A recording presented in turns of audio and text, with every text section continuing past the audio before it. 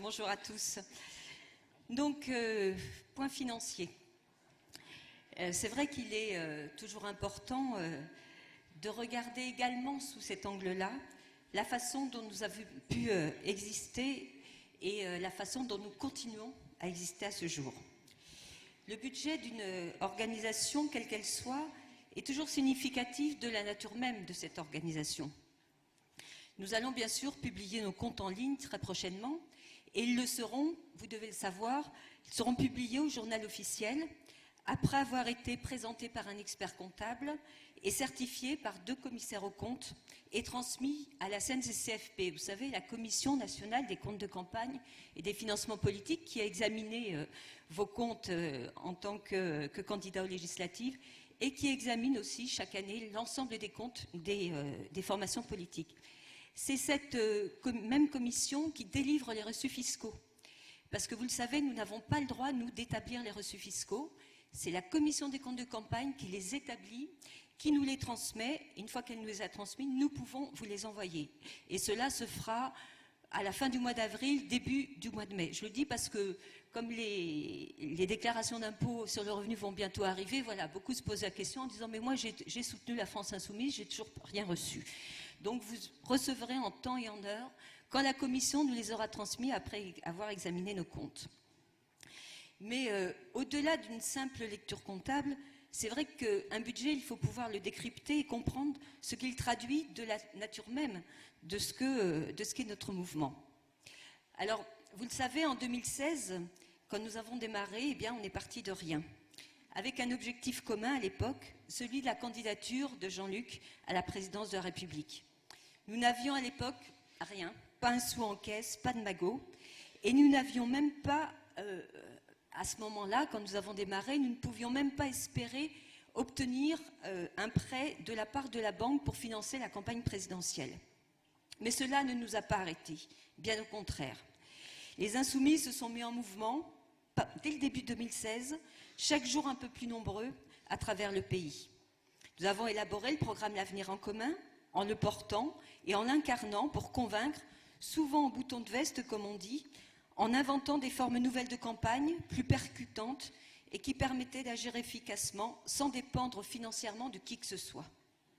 Nous avons ainsi tenu durant 10 mois, avec les seuls dons de celles et ceux qui ont souhaité et qui ont pu faire ce geste de soutien. Et souvent, c'est l'inventivité des Insoumis qui a permis de dépenser un minimum ou de ne rien dépenser du tout.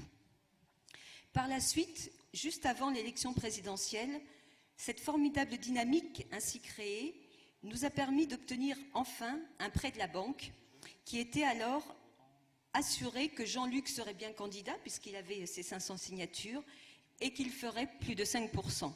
Alors je le rappelle, le premier versement de la banque, nous l'avons eu le 12 avril 2017. 12 avril. Et on a tenu toute la campagne avec les dons et avec nos petites mains et notre imagination.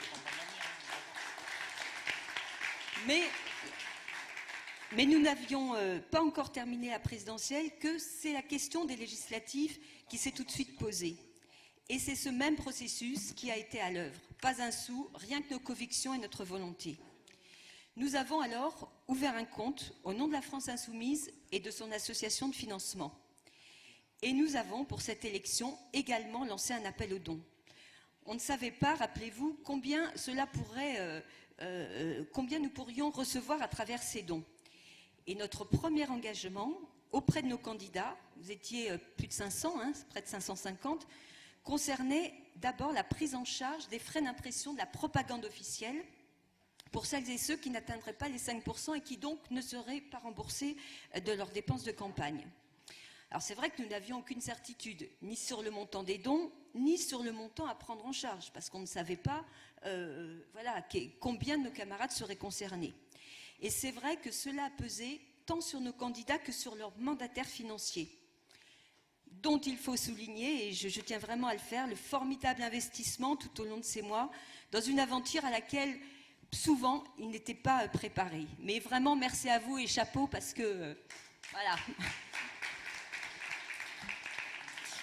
Alors c'est vrai que cette incertitude a aussi pesé au niveau national de la France Insoumise puisque toute cette organisation a reposé uniquement sur des bénévoles, qui avaient heureusement au moins un toit sur leur tête pour les accueillir dans le local de la rue de Dunkerque, que nous avions pu donc conserver à la suite de la présidentielle. Mais comme pour les présidentielles, c'est vrai que les campagnes ont été partout menées, malgré ces difficultés, avec les remarquables résultats que nous connaissons. D'un côté, les donateurs ont été très nombreux et généreux, et de l'autre, peu de candidats n'ont pas fait les 5%. Et c'est vrai qu'une fois prises en charge ces dépenses-là, nous avons pu intervenir fortement auprès des autres candidats qui étaient en difficulté, notamment en prêtant à ceux qui n'ont pu obtenir de prêts bancaires, et vous avez été nombreux, près de 148 candidats, enfin 148 candidats exactement, ont pu être ainsi aidés pour un montant total de 380 000 €. Nous avons pu également prendre en charge des dépenses de campagne qui n'étaient pas remboursées et aussi aider différents candidats qui ont eu des difficultés particulières. Au total, nous avons mobilisé, dans le cadre des élections de 2017, 840 000 €. Les dons reçus ont donc également permis de passer l'été et d'engager les campagnes de la rentrée, avec notamment l'organisation des amphis, l'organisation de la marche du 23 septembre, la convention de Clermont et la diffusion de millions de tracts, affiches, autocollants, livrets et autres matériels. Un nouvel appel a été lancé en septembre, puis en octobre, permettant de collecter au total, pour l'année 2017, un peu plus de 1,5 million d'euros. Les autres sources de recettes ont été les ventes de matériel et des objets France Insoumise, ainsi que les participations aux événements, pour un total de l'ordre de 325 000 € pour l'année 2017. Alors il faut savoir que ni le matériel ni les événements ne sont équilibrés avec les ventes et les participations. Pour les grands événements nationaux, tels la marche du 23 septembre, les amphis ou la convention de Clermont, les participations ne couvrent pas loin de là les dépenses. Leur organisation et leur déroulement reposent en grande partie sur les bénévoles. Ils sont des centaines mobilisés à chaque événement. Pour vous donner une idée, près de 150 pour la convention de Clermont et un peu plus de 50 ici aujourd'hui pour cette assemblée représentative. Mais c'est vrai que... Merci à eux. Mais c'est vrai que pour ces événements, les moyens techniques nécessaires, les moyens de sécurité, de transport avec les cars sont onéreux. Pour vous donner une idée, les cars de la marche du 23 septembre, ça a été une facture de 200 000 €. Le poste de grands événements a été la dépense la plus importante avec 970 000 € en 2017, auquel il faut ajouter notre participation à diverses manifestations, ainsi que les déplacements des porte-paroles de la France Insoumise pour participer aux réunions organisées par les groupes locaux, comme nous l'avons décidé lors de notre convention à Clermont, pour un montant de l'ordre de 100 000 €. Concernant le matériel, vous le savez, l'expédition du matériel coûte très cher. Et l'équipe entièrement bénévole qui expédie chaque jour vos commandes est extrêmement vigilante et efficace. Nous les saluons également. Et cette équipe donc jongle chaque jour, jongle entre l'acheminement par la poste et un transporteur pour, selon les quantités, déterminer le mode le plus économique d'acheminement de vos commandes. Et les tarifs postaux, vous le savez, ont aussi beaucoup progressé en 2018. Le poste matériel, envoi compris, s'est élevé à 640 000 €. Hors campagne électorale, c'est le second poste de dépense le plus important dans notre budget. Enfin, le dernier poste qui arrive loin derrière, avec 180 000 €, c'est celui du fonctionnement, c'est-à-dire le minimum pour avoir un toit sur la tête, pour accueillir les bénévoles qui assurent, on vient de le dire, l'envoi du matériel, mais aussi la permanence téléphonique, le suivi du courrier et des mails, pour tenir les réunions, conférences de presse, pour assurer la présence permanente de quelques insoumis qui accomplissent les tâches nationales d'intérêt général, comme le site internet, la coordination des groupes d'appui, les relations avec la presse, la logistique. En 2017, vous le voyez, les dons, les participations et les ventes n'ont donc pas suffi à équilibrer nos dépenses. C'est la raison pour laquelle nous devons continuer à faire appel aux dons et bien sûr, Nous comptons également sur le remboursement des prêts à nos candidats aux législatives pour faire face aux dépenses les plus urgentes. Et pour tenir, coûte que coûte, jusqu'au versement de l'aide publique. Aide publique qui sera donc malheureusement bien entamée par les dépenses qui ont été engagées en 2017 et qui n'ont pas pu être réglées et qu'il faudra payer le plus rapidement possible, et par les dépenses de ce début d'année 2018. Nous pourrons alors mettre en place, enfin, je sais que c'est attendu, le dispositif de cofinancement des initiatives locales acté lors de notre convention de Clermont-Ferrand. Aide publique dont nous ne connaissons pas la date de versement. Juin dans le meilleur des cas, voire septembre comme nous avons pu le voir dans la presse. Nous n'arrivons pas à avoir des informations précises là-dessus. Moi, je crains que ce ne soit en septembre. Donc, on doit tenir encore plusieurs mois comme ça.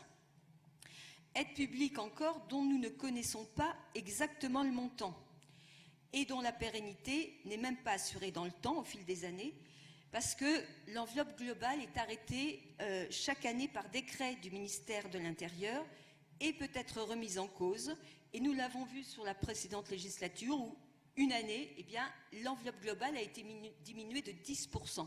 L'année suivante, il prétendait la diminuer de 30% à nouveau, mais là, il y a eu un blocage et donc cette baisse importante n'a pas été actée. Et cette incertitude par rapport au montant et à la pérennité de l'aide publique est un élément important dont nous devons tenir compte pour les années à venir. Pour conclure, parce qu'il ne faut pas être trop long, c'est vrai que si on examine notre budget sous l'angle de ce qu'il révèle de notre mouvement, on peut dire qu'il est significatif de ce que nous sommes, des insoumis qui, autant que faire se peut, ne dépendent de personne. La question financière n'a pas été un préalable à notre engagement, à notre action. Nous l'avons magnifiquement prouvé depuis plus de 2 ans.